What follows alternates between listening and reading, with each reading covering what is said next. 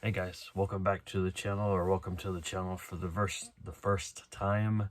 I got 12 movie reviews here to go over. Some good, some not so good, and then one disappointment.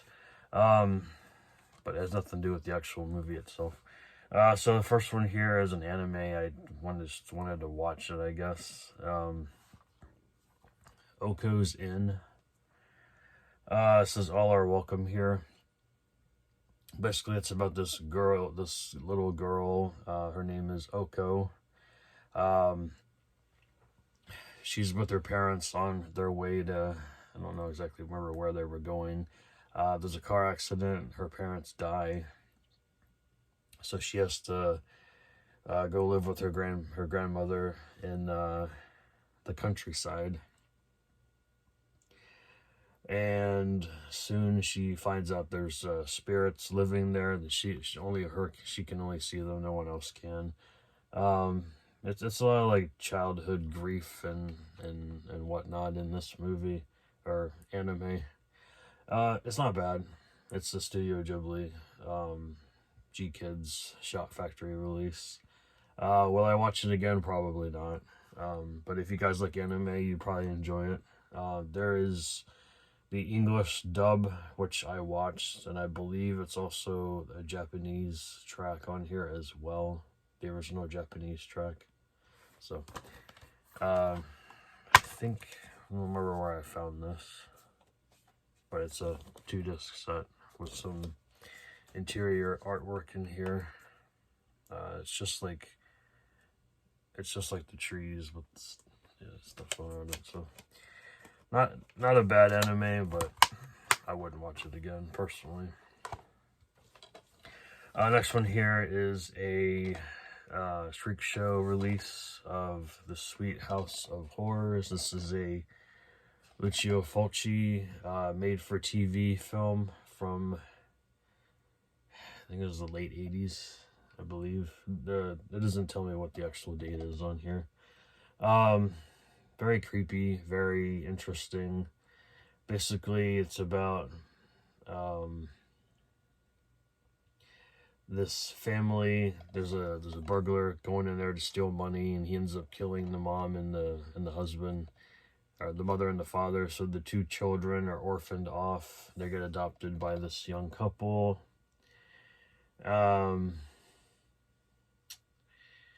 Says the new family moves into the dead parents' house, and is haunted by the spirits of the dead parents, and they want to get a new house, but it's not just the house that's haunted. It's the kids are in contact with their parents, and they just move around. Very, like I said, very creepy. Very, the visuals are really good in this. Is it Fulci's best? No, but I enjoyed this movie overall.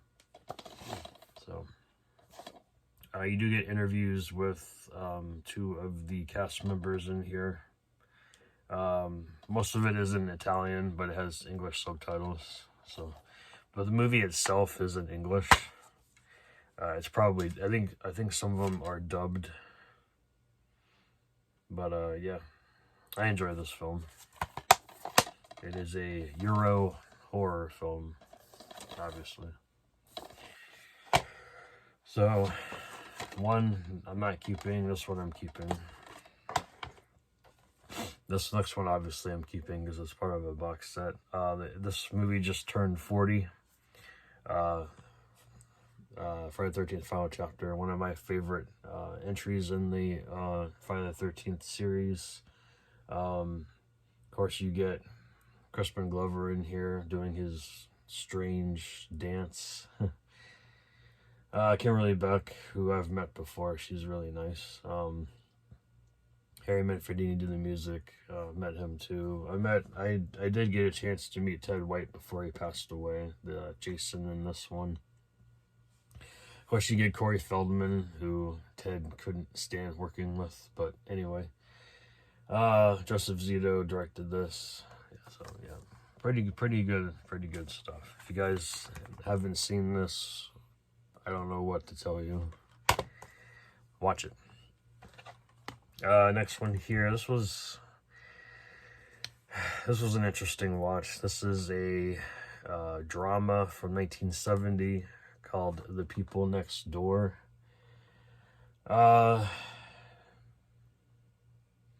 This is about a married couple. Their daughter is addicted to drugs.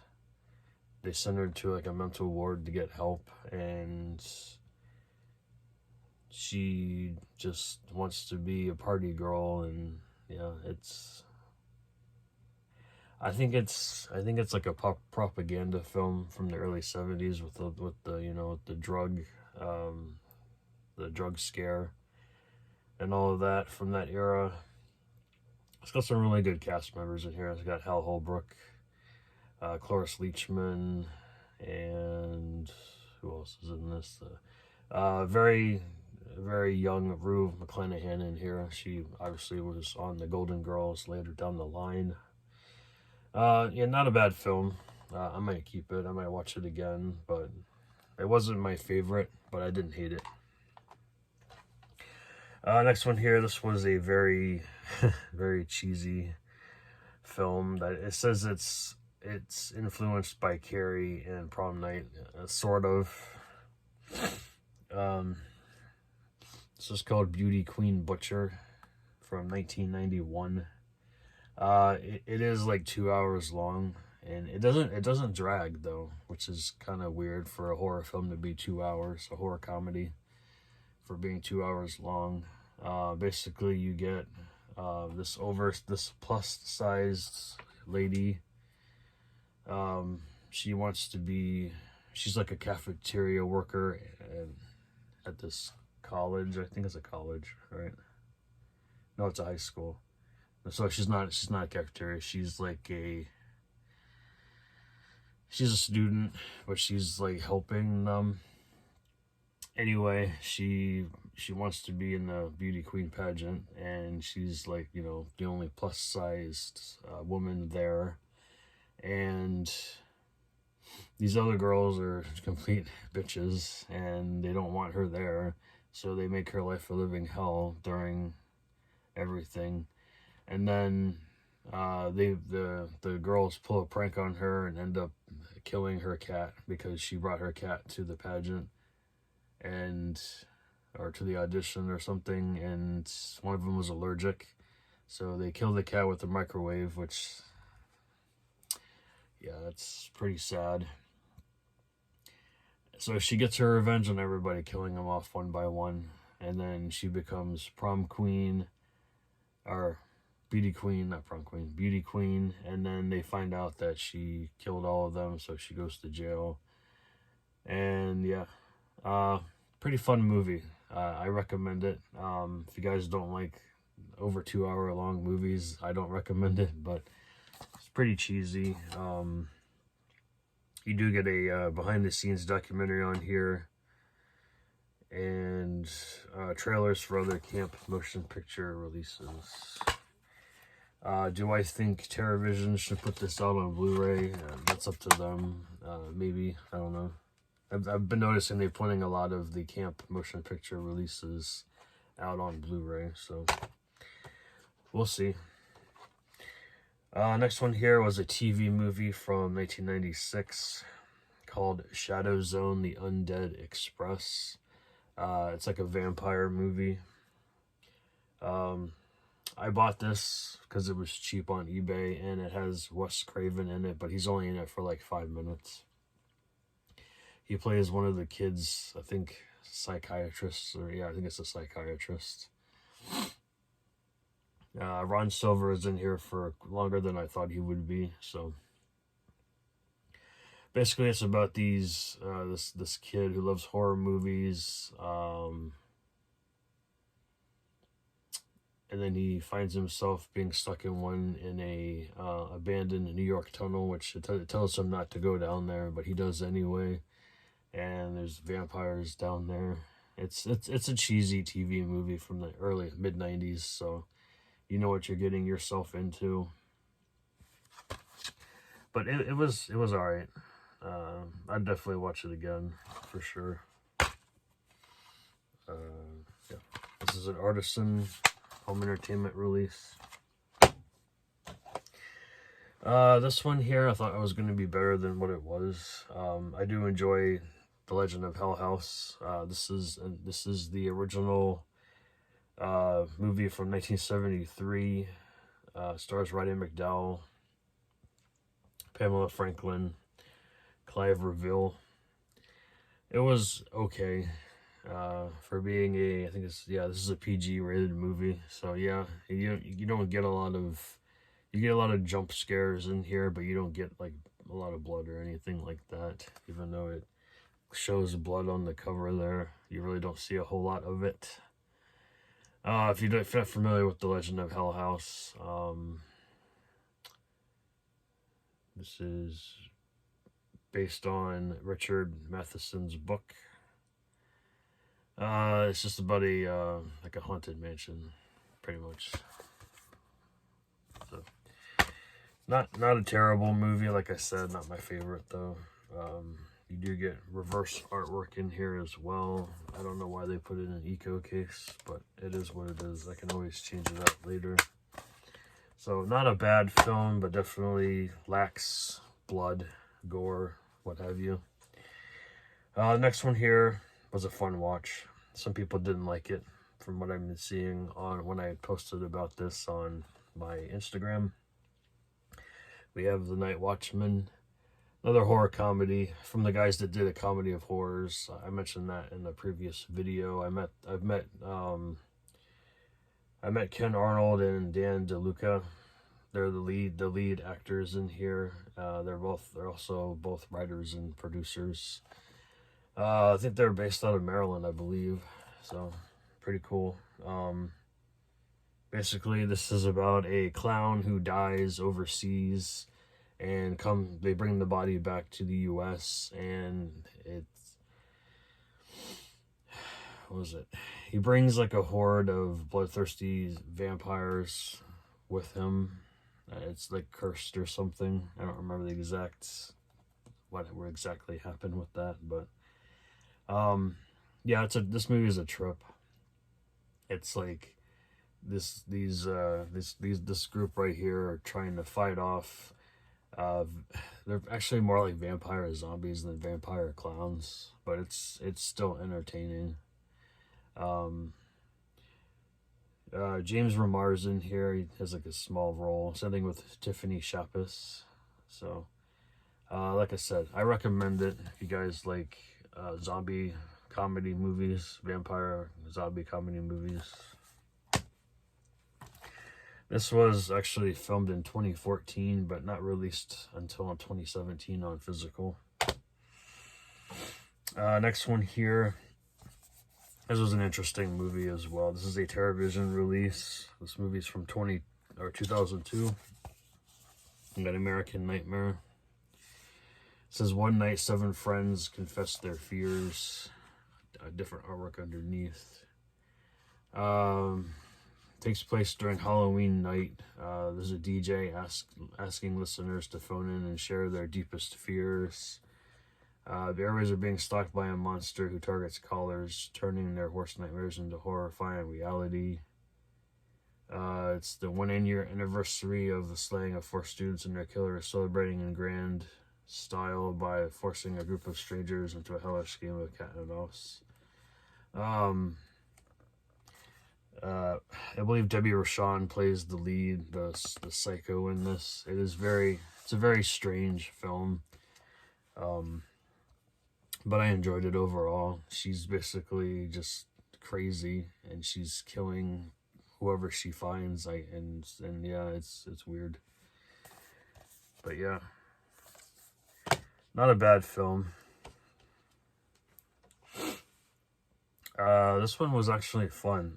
I did pick this up on a MOD bootleg, if you will, release of Late Night with the Devil. Watched this the other night. Really enjoyed it. The ending though, like I agree with Cody, Film Addiction. The ending was like okay, but the build up to it and everything like that was pretty awesome. Basically, it's about this guy. What was his name again? John. he has a late night show. He's competing with Johnny Carson, and it's not doing fairly well. Like, you know, obviously Johnny Carson is a high iconic talent from back in the day. So he's trying to save his show. So he decides to do a Halloween like broadcast, and he brings in this lady who has this who adopted this girl who's, I don't want to say she's crazy, but she's like, there's like a spirit in her, Mr. Wriggles, who controls her and everything like that, and it's a demon. It's definitely a demon inside her. And yeah, I felt like the acting all the way around was pretty good. And it's also, you're actually watching a TV show, then you go behind the scenes when they cut. I really enjoy that aspect as well. And how they link into his wife who had cancer and everything like that. She actually passed away. So really enjoyed this one, guys. If you haven't seen it, I recommend you guys check it out. It's on Shudder, and I think it might be on Amazon. I don't think it's on Netflix. I think it's on Amazon, but definitely check it out on Shudder if you get a chance to. Two more and I'll be done, guys. This one was weird. Like, this is from the director of The Puppet Master, David Schmoller. This is the only way I can find it. It's in one of these thin, like, cardboard cases. It's The Unwelcomed, starring John Saxon. This is from like 80, I think it's 89, I believe, 88 or 89. Like right after Nightmare on Elm Street 3. So he looks the same. So. This is a sci-fi thriller. I wouldn't call it a horror film. It's a sci-fi thriller. There's a crash and explosion of a meteor brings an unwanted intrusion to Max Page's 73rd birthday. It causes him to age backward, which is very strange. And he kills people. I don't know, and the way that they like, the FBI is after him. John Saxon plays an FBI agent in this film, obviously. He's trying to hunt him down, trying to figure out what's going on, who's killing everybody. Yeah, it's a very strange film. Like I said, sci-fi thriller. The ending was kind of weird too, so I'm probably not going to keep this in the collection, but I like John Saxon. He was a good actor. Rest in peace, John. And then the last one here. I like the film. Unfortunately, the disc is defected, so I couldn't watch the last 15 minutes of the movie. This is Dracula in Vegas from 1999. Very low budget film, but I enjoyed what I've seen. It's only 63 minutes, so I only got to watch like 45 minutes of it. Basically, it's about this vampire kid named Max. He's living in Germany. He gets a letter in the mail saying he's been accepted to the University of Nevada at Las Vegas, and his family's happy for him because they want him to go over there, and they're vampires, by the way, so they want him to go over there and not necessarily kill women, but, you know, bite their necks and stuff like that. And he doesn't really want to do that. He wants to focus on schooling and meet a girl and fall in love and such. So he does, but his dad's like pressuring him to take on the family business, which is love and blood. Yeah. The acting here is not great. Even the filmmaking itself isn't great. But it's okay for obviously 1999 found foot, like it's kind of like shot on video style movie. But yeah, there's a lot of blood in here, obviously. It's very amateur, but I recommend if you guys can watch it on streaming, because this disc is defected. I got about 45 minutes through, and then the disc just didn't want to play anymore. It's kind of funny because the disc itself, I bought this new. From like looking in the light like this, you can't really see anything, but there are a few light scratches on here. Yeah, you guys can't. I'm not going to show it on the video, but you can definitely see it in person. But yeah, I'll probably end up watching this on YouTube. Try to finish it up if it's available. But that's it, guys. Nothing too bad in this stack this time around, but some things I will not be keeping. But let me know in the comments if you've seen any of these and what you thought of them, and I'll catch you guys next time. Thanks for watching. Bye.